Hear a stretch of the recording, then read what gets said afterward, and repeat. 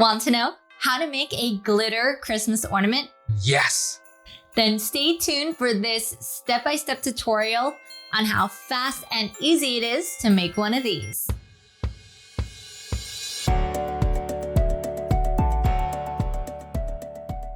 Hi, my name is Kim with Kimagine DIY, where I hope to help you imagine the possibilities with DIYs and crafts. If that sounds like fun, consider subscribing. Now let's go over our materials. So I have my clear glass ornaments, some polyacrylic. I also have various shades of glitter. And to hang it, you can use ribbon or some floral wire. So we're just going to remove all the tops to the glass ornaments. Hold the silver part down and slowly pull the wire until it clicks. Then you can easily remove it. I poured the polyacrylic in a paper cup so I can pinch the cup and be able to pour it easily into the empty ornament. Then you're going to slowly rotate it around until you fully coat the entire thing, and then you can pour the excess back into your paper cup. Then sit your ornament upside down on top of your shot glass so it can drip dry for a little bit. If you want to get fancy, you can pour the excess amount of poly right into another ornament to kind of save a little bit of time. You just have to slowly rotate it around and be careful not to spill it.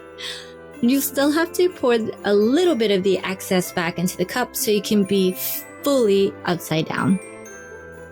Once the ornament stops dripping, it takes about a minute, then you can either use a funnel or a paper funnel and place the ornament back onto your little cup to help hold it and pour a huge amount of glitter. The more, the better to get full coverage.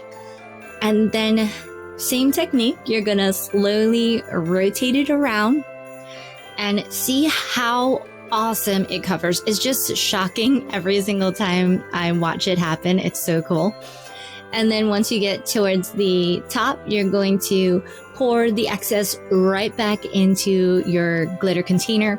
Don't worry, anything that falls out is going to be clean and awesome to use for your next project. I also pat the ornament down a little bit just to shake out any excess, and I haven't had any trouble of any bald spots from doing that.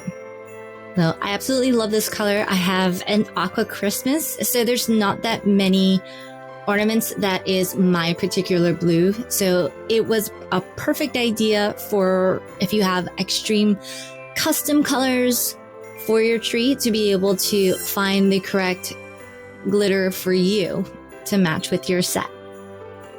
When I poured the gold and rotated it, I was so impressed at how bright it was. After your ornament has been fully coated with glitter, you're going to place it right on top of that shot glass upside down again for at least 30 minutes.